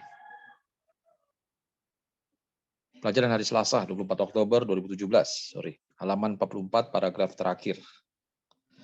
Tentu saja jika orang berdosa yang telah dibenarkan jatuh dan kemudian kembali kepada Kristus, pembenaran akan terjadi lagi. Juga, jika pertobatan kembali menjadi pengalaman setiap hari, maka ada satu pengertian di mana pembenaran dapat dianggap sebagai satu pengalaman yang berulang. Ini memang saya tanya-tanya juga dalam diri saya juga dalam belajar kan, apalagi ikut yang kemarin bahwa ada karnal mind kita ya yang harus dihancurkan oleh gospel atau kekuatan kuasa Tuhan ini. Pertanyaannya berapa lama sih pembenaran itu, kayak gimana dia prosesnya? Apakah saya melakukan kesalahan terus saya minta pengampunan, dibenarkan, nah, kurun waktunya saat saya melakukan lagi begitukah atau bagaimana? Apakah cukup sekali atau bagaimana? Kutipan tadi sudah jelas, tapi bagi saya itu pembenaran ini yang kita coba saya coba renungkan gitu. Bayangkan bagaimana kalau misalnya kehidupan kita kan nggak tahu kapan waktunya kita akan berakhir ya dalam istirahat kematian gitu kan. Apakah kita tidak dapat dibenarkan atau bagaimana kan begitu. Oke, mungkin bisa dibantu. Ya, makasih. Ya, terima kasih Brother Dave. Jadi teman-teman di Brother Dave bertanya mengenai bagaimana pembenaran, bagaimana contoh ya, contoh kasus dari kutipan Sekolah Sabat bahwa ketika seseorang dibenarkan kemudian dia jatuh lagi kemudian dibenarkan lagi, itu artinya pembenaran berulang. Apakah bagaimana pengalaman yang sesungguhnya ya dari pembenaran itu sendiri? Kenapa dia bisa berulang gitu? Ada teman-teman yang mau kasih tanggapan terhadap pertanyaan Brother Dave? Halo. Ya, silakan Brother Eric. Oke, baik, terima kasih. Kita ingin menanggapi dari satu bagian penjelasan firman Tuhan ya, dari satu cerita tentang seorang Maria ya. Kita belum. Nalam semua. Maria kan dikatakan bahwa dia 7 kali dikuasai oleh roh jahat yang sama seperti itu. Dan memang sepertinya dia 7 kali ya mengulangi dosa yang sama, yang kemudian menjelaskan tentang bagaimana dia mengulang-ulangi akan perbuatan dosa itu. Kemudian ada satu peristiwa yang kemudian dijelaskan dalam Alkitab ya. Memang itu adalah satu penjelasan yang menjelaskan bagaimana sesungguhnya ya akan tiba pada satu titik di mana dosa itu tidak akan lagi berkuasa. Dan memang ketika pertemuan yang dijelaskan kalau tidak salah itu yang di kitab Yohanes yang menjelaskan tentang bagaimana ada seorang perempuan yang kedapatan bersinah dan kemudian itu diindikasikan bahwa dia adalah seorang Maria. Dan ketika pertemuan dengan Tuhan Yesus itu, di mana tidak ada penghakimannya, penghukuman di sana, yang ada hanyalah ketika Tuhan berkata pergilah dan jangan berbuat dosa lagi. Artinya ini yang terus diulang-ulangi oleh Yesus ya, sehingga membuat Maria tiba pada satu titik di mana oleh pengalaman kuasa kasih dari Tuhan Yesus itu sendiri yang menyebabkan dosa tidak lagi berkuasa. Seperti itu ya. Akan tiba pada satu titik di mana dosa tidak lagi berkuasa oleh kuasa kasih itu. Dan kuasa pengampunan ya, kuasa pengampunan atau kuasa kasih yang Tuhan berikan kepadanya. Jadi demikian juga dengan orang ya. Orang juga akan mengalami akan hal itu. Memang siapa di antara kita yang dari semenjak kita dibaptiskan menerima Yesus sebagai juru selamat pribadi kita, sampai saat ini tidak lagi berbuat kesalahan atau tidak lagi berbuat dosa ya. Mungkin tidak ada di antara orang ya yang dari semenjak menerima Yesus sebagai juru selamat pribadi ataupun semenjak kita menerima kebenaran doktrin pembenaran oleh iman ya sampai saat ini ya kita tidak lagi berbuat satu kesalahan. Tapi bukan itu yang penting ya, bukan itu yang penting. Yang penting di sini adalah bagaimana kita akan mengalami satu proses pertumbuhan di dalam Kristus, di dalam kebenaran Injil itu sendiri, yang olehnya kita mengenal siapa Allah yang sebenarnya, kita mengenal kasih itu yang sesungguhnya, yang pada akhirnya ini yang akan membuat kita mengalami satu perubahan oleh pekerjaan kuasa dari pribadi Allah Roh Kudus itu sendiri oleh iman yang akan membuat kita berada pada satu titik di mana dosa tidak akan lagi berkuasa. Nah itu kapan ya bagi orang itu memang itu sebagai sesuatu yang hanya kita dengan Tuhan yang tahu. Ada satu contoh ya di dalam Alkitab ya, seorang Henok 360 tahun dia hidup bergaul dengan Tuhan dan dia tidak ada lagi. Henok membutuhkan 360 tahun ya dalam proses itu. Nah, kita berapa lama ya? Kita berapa lama kita membutuhkan proses itu? Itu hanya kita dengan Tuhan yang tahu sesuai dengan pertumbuhan kebenaran ya. Hanya Tuhan yang tahu sesuai dengan pertumbuhan kebenaran yang Tuhan berikan di dalam kehidupan kita ya. Kemudian ada juga satu bagian penjelasan tentang kebenaran yang dijelaskan dalam Yohanes 17 ayat 3 ya. Inilah hidup yang kekal itu atau inilah keselamatan itu bahwa mereka mengenal Engkau satu-satunya Allah yang benar dan mengenal Yesus Kristus yang telah Engkau utus. Ini juga adalah bagian yang menjelaskan tentang bagaimana sesungguhnya ya proses pengenalan akan Allah itu yang kita miliki lewat kebenaran Injil yang dijelaskan lewat firman Tuhan, yang diterangi oleh pribadi dari kuasa Allah Roh Kudus itu sendiri, yang pada akhirnya akan menuntun kita berada pada satu keadaan, pada satu titik di mana dosa itu tidak akan lagi berkuasa. Memang ada satu kutipan di Nyonya White menuliskan bahwa ini yang paling saya takut, bahwa ketika orang berada pada satu titik di mana kasih Tuhan itu telah dijelaskan dengan sepenuhnya, penuh di dalam kita, dan kita mengalami itu, dan di mana dosa itu tidak akan lagi berkuasa. Tapi memang yang Ebing jelaskan tadi itu adalah kuasa dari pembenaran itu sendiri ya. Kuasa dari pembenaran itu tidak membutuhkan satu waktu yang lama sesungguhnya ya.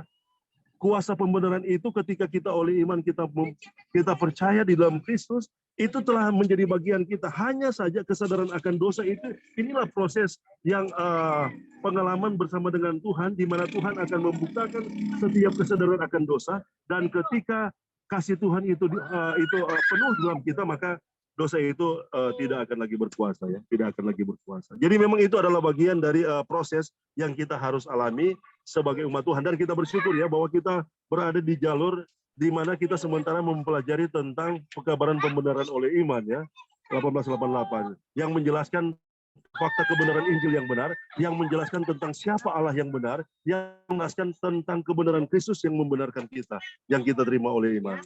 Ini adalah bagian dari puzzle gambaran yang penuh dari kebenaran tentang kasih Allah yang sesungguhnya sementara dijelaskan kepada kita.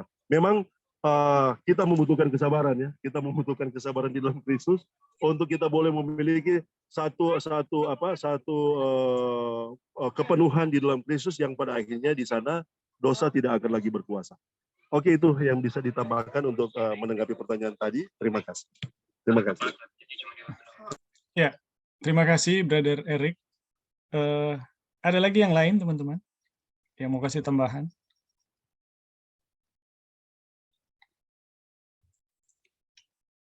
Ya, kalau belum ada, saya mau mencoba ya membagikan, menambahkan. Jadi teman-teman, saya menyoroti dari pertanyaan Brother Dave dari kasus di sekolah sahabat itu ya, bahwa orang yang jatuh ya dibenarkan, kemudian jatuh lagi, kemudian dibenarkan, bahwa menyatakan bahwa pembenaran itu berulang-ulang. Dan itu kita bisa katakan memang terjadinya demikian ya teman-teman. Tetapi saya mau katakan bahwa ada beda mereka yang betul-betul dibenarkan dan mereka yang hanya mengklaim ya dibenarkan. Itu dua hal yang berbeda. Bedanya di mana? Bedanya di mana? Kalau kita betul-betul dibenarkan, kita akan mencintai yang namanya kebenaran dan membenci yang namanya dosa. Ketika kita dibenarkan, hal ini akan menjadi bagian kita, teman-teman. Ada satu perubahan rasa, ya, perubahan rasa di hati kita terhadap dosa dan kebenaran. Dulu sebelum saya dibenarkan, saya mencintai dosa, tapi membenci kebenaran. Tapi ketika saya dibenarkan, itu perasaan itu terbalik, teman-teman. Saya yang dulunya membenci dosa, mencintai dosa, saya jadi benci gitu. Dan dulunya kebenaran saya benci, sekarang saya cintai. Dan ini akan menjadi kekuatan atau kuasa untuk melakukan yang namanya kebenaran dan membuat saya lebih sulit mengalami yang namanya kejatuhan. Dibandingkan yang hanya klaim ya, hanya klaim oh saya dibenarkan, atau ada teologi positif ya, oh yang penting percaya kita dibenarkan oleh iman. Tetapi kakinya begitu cepat melangkah pada kejahatan. Respon terhadap kejahatan itu begitu mudah. Dan menurut saya itu bukan pembenaran, teman-teman.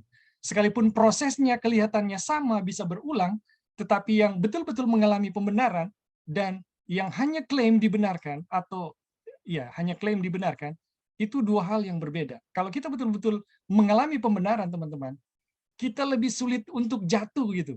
Tetapi lebih mudah bagi kita untuk melakukan setiap kebenaran yang diminta oleh Tuhan.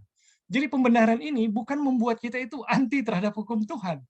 Bukan demikian ya, tetapi sebaliknya, pembenaran akan menggenapkan setiap hukum yang diminta oleh Tuhan.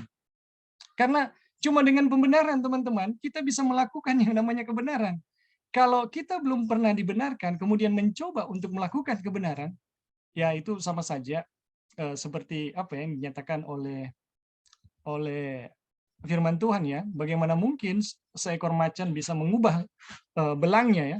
Seorang manusia berdosa bisa melakukan seorang yang biasa melakukan kejahatan, melakukan kebenaran, itu satu hal yang tidak mungkin terjadi.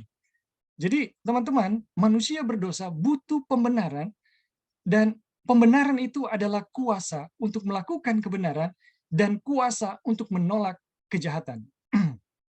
Jadi, sasarannya itu ya. Tapi teman-teman, sebelum kita lanjut ya, kita akhiri dulu bacaan kita, kemudian kita diskusi ya. Kita akhiri dulu ya, teman-teman. Ini tinggal sedikit. Mereka yang telah dianugerahkan kehormatan berharga ini akan membersihkan dirinya sama seperti Dia yang adalah murni. Allah tidak mengadopsi kita sebagai anak-anaknya karena kita berbuat baik atau layak. Itu sekali lagi ya teman-teman, ini poin yang harus diingat baik-baik. Allah tidak mengangkat kita sebagai anak-anaknya karena kita berbuat baik atau layak di hadapannya. Tetapi karena Dia mau menjadikan kita baik, ya. Karena memang Tuhan mau buat kita itu jadi baik gitu. Tetapi seperti kata Paulus, tetapi Allah yang kaya dengan rahmat dan oleh kasih-Nya yang besar yang dilimpahkannya kepada kita, telah menghidupkan kita bersama-sama dengan Kristus, sekalipun kita telah mati oleh kesalahan-kesalahan kita, oleh kasih karunia kamu diselamatkan. Dan di dalam Kristus Yesus, Ia telah membangkitkan kita juga dan memberikan tempat bersama-sama dengan Dia di sorga. Teman-teman, ini luar biasa ya. Bagaimana Tuhan ketika membenarkan kita, apa yang Dia buat dengan diri kita. Ya, apakah kita harus melalui tangga-tangga yang begitu panjang ya untuk sampai ke sorga? Ini tidak demikian ya yang dijelaskan oleh ayat ini atau yang dijelaskan oleh Wagoner dalam pasal ini ya. Enggak demikian ya teman-teman. Ketika kita dibenarkan, kita itu langsung diangkat sebagai anak dan ditempatkan bersama-sama dengan Yesus di surga. Jadi sekalipun kita di bumi, status kita, status keselamatan kita telah ditentukan, ya, telah ditentukan oleh Tuhan di surga, teman-teman. Sama seperti pencuri yang di kayu salib ya, yang di samping Yesus, ketika dia memohon keselamatan dari Tuhan, memohon dengan iman keselamatan oleh Tuhan, keselamatan dari Yesus, sekalipun pengharapannya nanti dan tubuhnya masih bersama-sama dengan Yesus, statusnya telah ditentukan oleh Tuhan. Hari ini juga kamu bersama-sama dengan aku di Firdaus. Jadi teman-teman, ini adalah satu penjelasan yang paling jelas bagaimana bedanya dengan doktrin-doktrin palsu ya, yang mengajarkan penerimaan Tuhan harus melalui proses penyucian yang panjang. Penerimaan Tuhan itu harus melalui tangga-tangga penyucian yang panjang, teman-teman. Itu enggak demikian, teman-teman.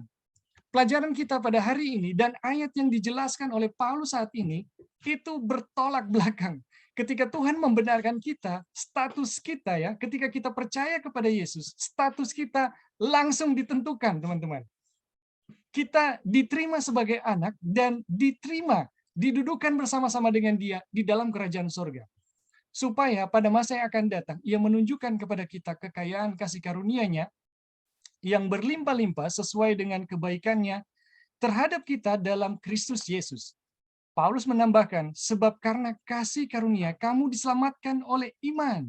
Itu bukan hasil usahamu, tetapi pemberian Allah. Itu bukan hasil pekerjaanmu. Jangan ada orang yang memegahkan diri.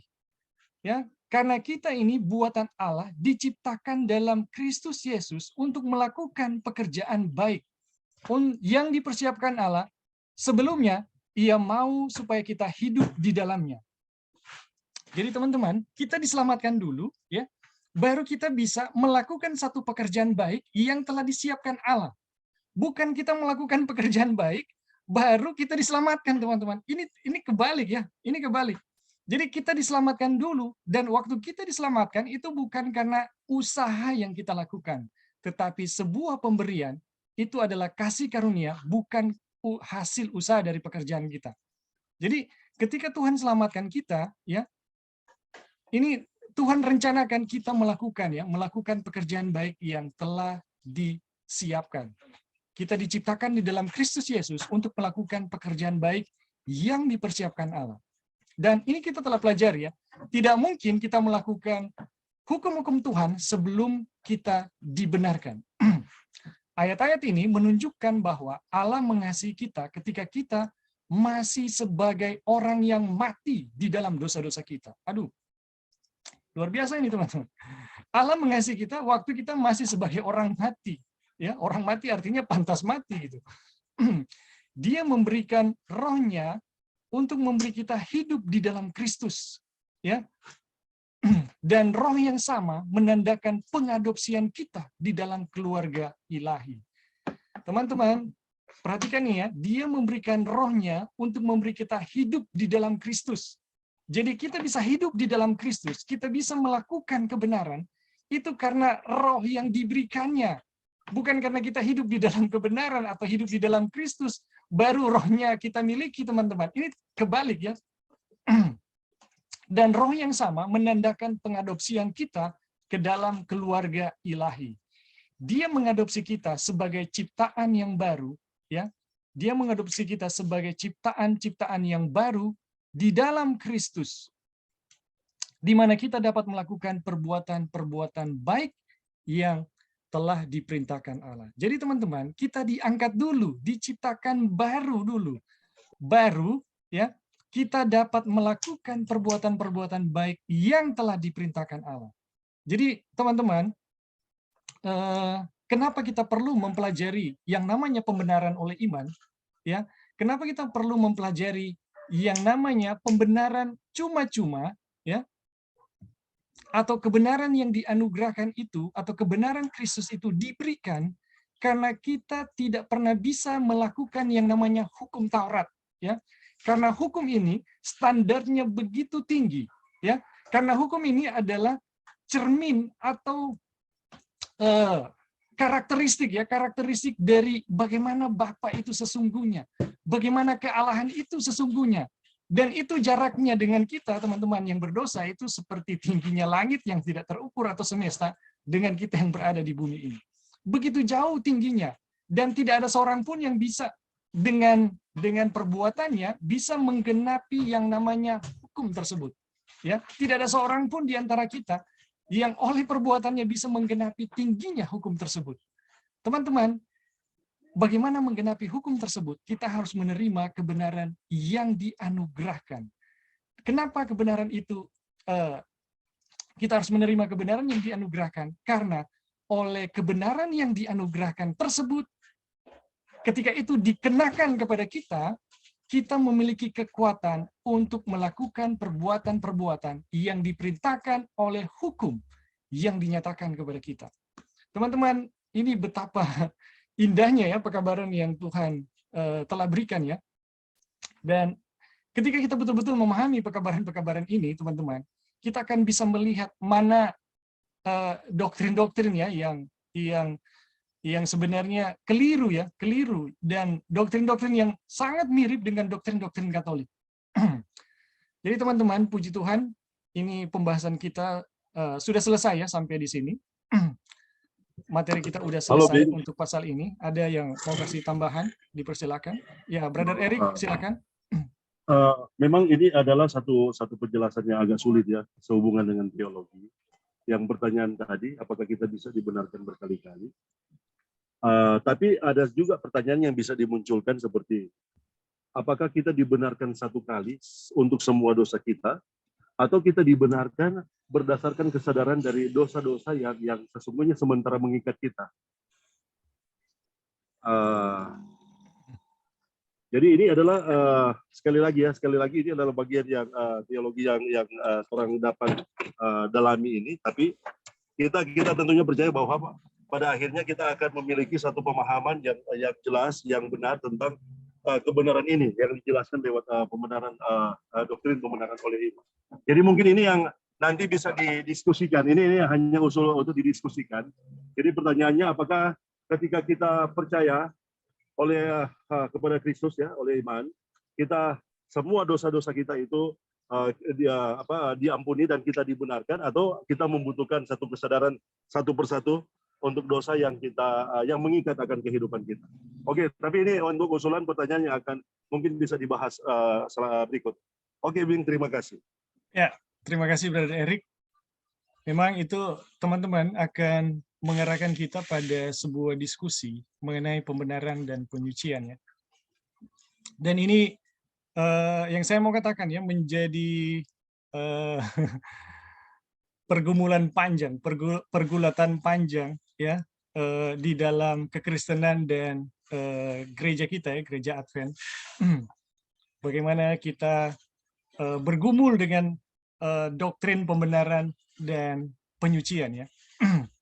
Dan ini teman-teman, pertanyaan-pertanyaan ini kalau tidak dipelajari dengan baik ya, ini bisa memecah belah ya.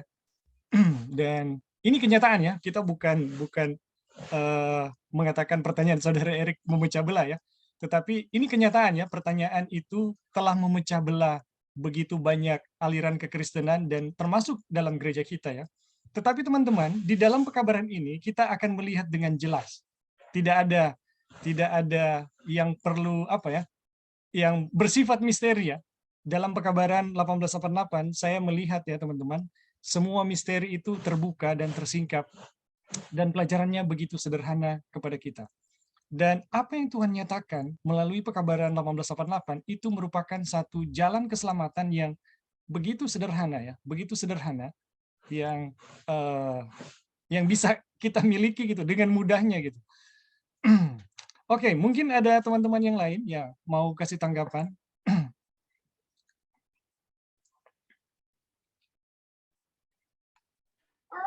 Lebih. Ya, silakan Sister Joy. Jadi waktu kita belajar tentang dibenarkan itu atau forgiveness itu kita juga harus mengetahui yang ini, untuk mau coba tambahkan sedikit yang Brother Dave tadi ada tanya. Jadi di kayu salib itu bukan hanya sekedar untuk mengampuni akan dosa. Tadi dijelaskan di dalam pembahasan ini adalah kita juga dijadikan manusia yang baru. Ya kan tadi itu Bing dijelaskan. Ya. Ya. Jadi ini sebenarnya juga kita akan bahas nanti waktu kita coba present mengenai gospel. Jadi itu kayu salib itu kebanyakan saya juga pribadi ya, saya sendiri juga kita dulunya hanya percaya sampai di kayu salib itu Tuhan mengambil kita punya dosa atau mengampuni dosa kita gitu. Tetapi kalau kita belajar lebih dalam lagi bahwa kayu salib itu bukan hanya sampai di situ gitu. Di dalam kita mempelajari the cross atau kayu salib itu yang mengenai Injil ya, yang saya akan bahas, bahwa itu juga penciptaan manusia baru gitu. Jadi kalau kita betul-betul memahami Injil yang benar, itu kita akan mengerti teman-teman, waktu kita minta ampun kita punya dosa, kasih dosa kita kepada Tuhan, Tuhan memberikan kebenarannya sendiri kepada kita dan kita manusia baru. Itu Injil yang benar gitu. Nah, kenapa mungkin ya yang tadi Brother Dave coba bawakan itu, kenapa minta ampun terus jatuh lagi, dan memang kenyataannya itu mungkin realitasnya itu semua terjadi dalam kehidupan kita masing-masing ya. Hari ini minta ampun, 1 jam yang lalu minta ampun, terus habis itu berdosa lagi, minta ampun lagi, seperti itu. Karena itu Injil yang kita terima, atau bisa saja kenapa orang jatuh bangun, bisa saja Injil yang mereka dapat itu bukan Injil yang benar. Dan kalau kita misalnya sudah Injil yang benar, kita sudah terima, kenapa jatuh bangun? Kita nggak percaya itu terjadi dalam hidup kita. Itu just as simple as it is gitu. Jadi di Roma 1 ayat 16 kan dibilang, saya tidak malu akan Injil Kristus. Karena di Injil Kristus adalah kuasa Tuhan untuk menyelamatkan orang yang percaya gitu. Jadi walaupun kita sudah lihat kenyataannya, kita sudah terima Injilnya, saya nggak percaya itu terjadi dalam kita. Kita hanya minta ampun, kasih dosa. Tapi kita nggak percaya bahwa waktu kita kasih dosa kita, Tuhan menjadikan kita manusia yang baru. Jadi kita sekarang mau tanya, manusia baru itu gimana sih manusia baru? Iya, kalau teman-teman ikut pelajaran Bible study yang kita sudah belajar di masa-masa lampau, kita lihat betapa jahatnya kondisi kita di yang manusia lama gitu. Manusia baru itu kita harus sadar ya, kita itu dijadikan baru gitu.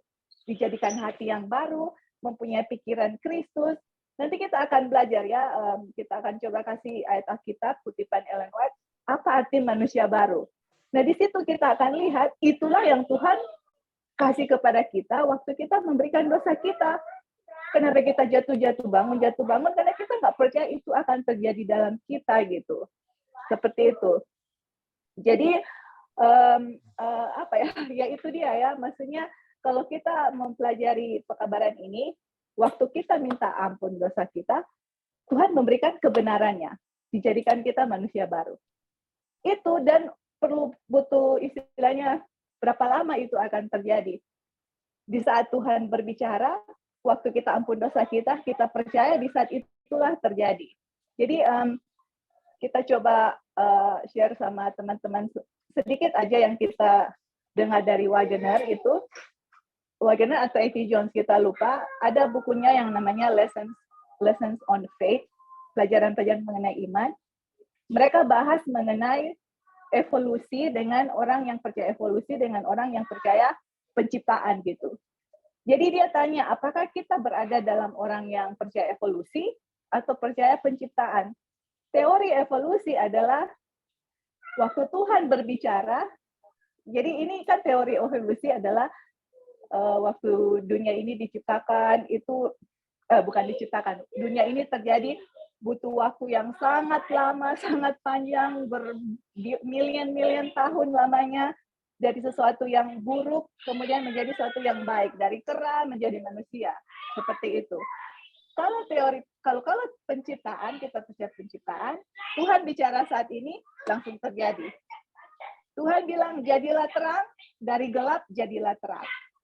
Nah, kalau kita bilang proses, atau kalau kita bilang berapa lama itu kebenaran itu akan terjadi dalam kita.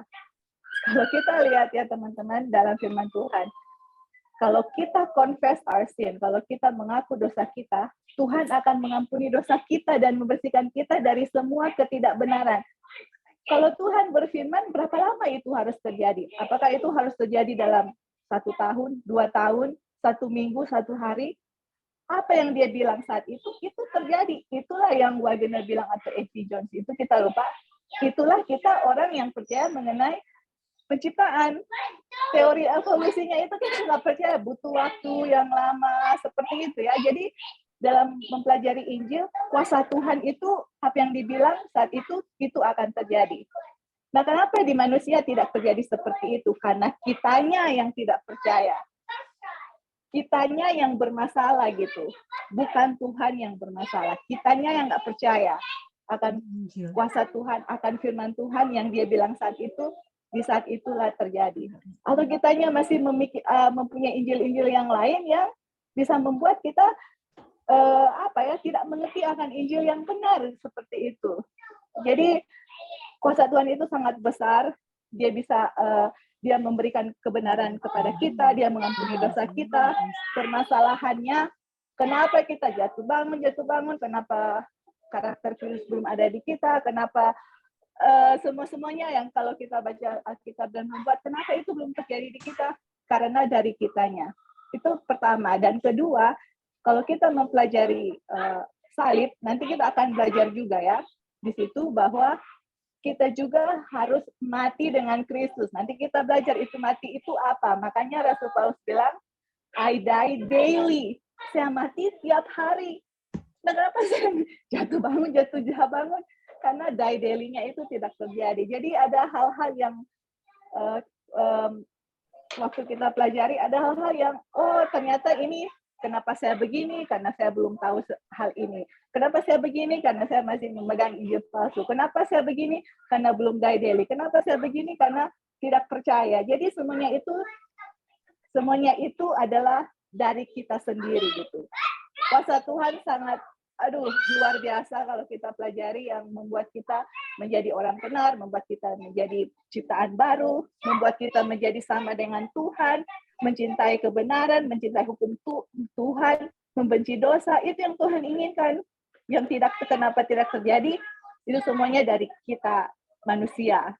Itu dia punya problem, dan problemnya itu pun Tuhan akan solve atau akan selesaikan melalui Injil yang benar. Jadi teman-teman, Injil ini bukan satu hal yang sepele ya. Ini antara keselamatan dengan tidak selamat, di mana Injil kita berada, karena waktu kita belajar buku kabar kesukaan yang di buku Galati, ini fatal. Orang yang memegang Injil salah, itu akan kembali ke kebiasaan mereka yang lama. Orang yang memegang Injil yang benar, itulah mereka yang akan dibenarkan oleh Tuhan. Oke, thank you, Bing. Ya. Halo, Bing. Halo. Ya, silakan Brother Erik. Iya. Jadi memang kenapa kita juga melanjutkan pertanyaan dari brother tadi itu tentang bagaimana pembenaran itu harus terjadi dalam kehidupan. Jadi memang pembenaran itu berbanding lurus, berjalan bersama-sama dengan kesadaran akan dosa. Jadi kalau orang yang menyadari akan dosa, kita tidak akan bisa dibenarkan. Atau ada sesuatu dosa yang kita belum menyadarinya sebagai dosa, kita belum akan mengakuinya, dan di sana tidak akan terjadi proses pembenaran seperti itu. Jadi memang ini sangat penting ya. Ini adalah bagian yang penting karena yang harus kita pahami. Karena kalau kita tidak memahami keseimbangan antara pembenaran dengan kesadaran akan dosa, maka pada akhirnya kita mungkin akan tiba pada prasangka. Kita akan berpikir bahwa kita dibenarkan, tapi sesungguhnya kita tidak dibenarkan, oleh karena kita harus memiliki dahulu kesadaran akan dosa. Memang penjelasan firman Tuhan ya tentang dua orang yang diselamatkan. Yang pertama pencuri yang di kayu salib itu sebelah Yesus, yang kedua adalah Henok. Kenapa juga itu dituliskan? Karena Alkitab menuliskan kenapa Henok dia membutuhkan 360 tahun dan dia tidak ada lagi, dia telah diangkat oleh Tuhan. Dan seorang pencuri itu hanya membutuhkan beberapa menit ya di akhir-akhir kehidupannya bersama dengan Yesus di kayu salib. Itu menjelaskan bagaimana sesungguhnya Tuhan sanggup menyelamatkan setiap keadaan manusia di dalam dosa. Tapi memang berbeda kita yang akan mengalami kebenaran, khususnya kebenaran di akhir, dengan semua manifestasi kebenaran yang akan kita terima itu dengan keadaan ketika kita memahami kebenaran hanya di permukaan saja ya, seperti itu. Karena kita akan menerima manifestasi dari kelimpahan kecurahan Roh Kudus ya, yang akan kita terima di akhir zaman ya. Kita akan mengambil bagian di dalamnya. Dan itu membutuhkan keadaan di mana kita akan berada di dalam keadaan sinless atau full, kita akan menerima kepenuhan di dalam kebenaran. Dan itu memang berbarengan dengan proses di mana kesadaran dosa itu akan kita miliki. Dan memang seperti ini ya, ketika kita telah memiliki kesadaran akan dosa, contoh, kita yang dulunya sukar untuk mengampuni, tapi ketika kita telah Tuhan telah menyelesaikan masalah dosa itu di dalam hati kita, maka kita akan tersenyumnya dan akan melakukan tindakan pengampunan itu dengan ringan, dengan sepenuhnya, dan itu tidak ada lagi bekas-bekas yang akan tersisa ya untuk untuk dosa itu yang sepertinya telah diselesaikan oleh Tuhan. Tapi sesungguhnya kita harus menyadari bahwa ada banyak sekali dosa sesungguhnya yang mengikat kita, mungkin yang kita tidak sadari.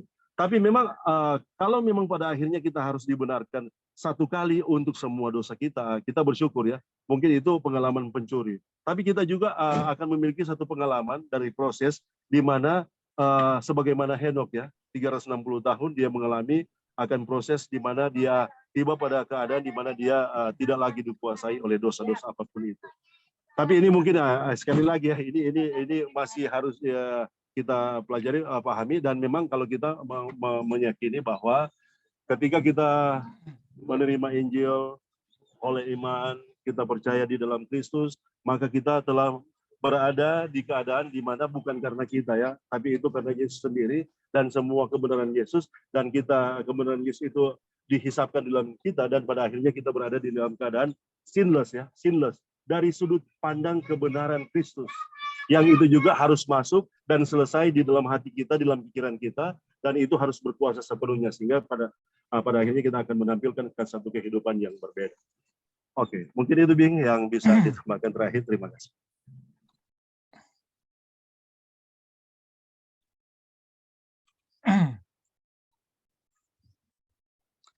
Ya, terima kasih teman-teman untuk tambahannya. Akhir dari perjumpaan kita, saya hanya mengingatkan kutipan Ellen White ya, dan doktrin Ka'bah ya. Kutipan Ellen White di saat-saat mengakhiri kematiannya, kehidupannya teman-teman, mendekati kematian, mungkin menit-menit terakhir, Ellen White berpesan kepada umat ya seperti ini.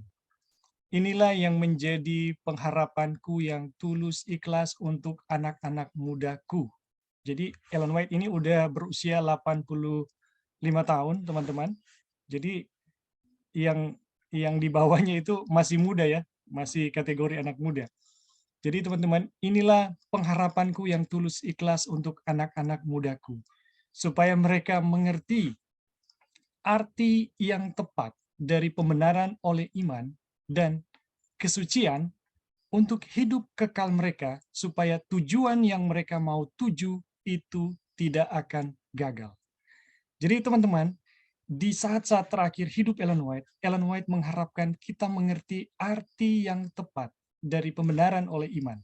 Karena saya paham teman-teman, saya tahu pembenaran oleh iman begitu banyak versinya. Tapi puji Tuhan, ya, lewat Roh Nubuat kita tahu versi pembenaran oleh iman yang asli itu hanya satu, teman-teman. Dan kita berharap ya teman-teman, kita menemukan arti yang tepat dari pembenaran oleh iman dan kesucian ya, supaya hidup yang kekal itu tidak gagal. Hidup yang kekal itu tidak hilang kepada kita. Teman-teman, akhir dari perjumpaan kita, saya hanya mengingatkan apa yang Ellen White katakan, dan semoga ya pelajaran kita mengenai pembenaran oleh iman saat ini, nanti kita juga akan bahas ya mengenai, mungkin di akhir buku ini kita akan pelajari apa yang dimaksud dengan pembenaran dan penyucian, apa bedanya ya, kenapa kalau kita dibenarkan kita butuh penyucian gitu ya, di mana posisi penyucian ya. Jadi teman-teman, nanti kita akan pelajari lebih jelas ya mungkin setelah buku ini selesai. Jadi terima kasih. Terima kasih untuk teman-teman yang sudah mengikuti Zoom saat ini, dan terima kasih untuk teman-teman yang sudah berpartisipasi. Saya percaya Tuhan memberkati kita semua, dan mudah-mudahan pelajaran pembenaran oleh iman ya.